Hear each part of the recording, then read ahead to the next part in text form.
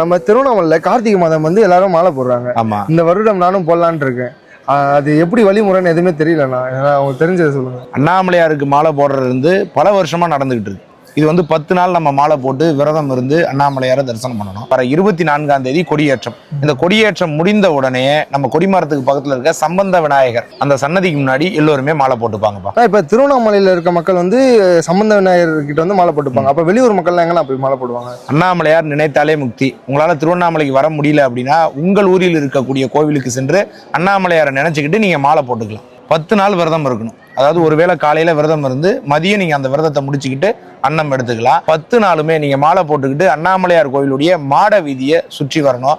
வெளியூர்ல இருக்கேன், என்னால வர முடியல அப்படின்னா 10வது நாள் மகாதீபத்தன்னைக்கு நிச்சயமா அண்ணாமலையார் கோவிலுக்கு இங்க வந்துட்டு கிரிவலம் சுத்தி வந்து 6 மணிக்கு மலை மீது மகாதீபம் பார்த்துட்டு அந்த மாலையை கழட்டிடலாம். கழட்டின மாலையை உங்க வீட்டு பூஜை அறையில வைக்கலாம். நிச்சயமாக நீங்கள் கேட்டதை தரக்கூடிய உயர்வான விரதம் இந்த அண்ணாமலையாருடைய விரதம்.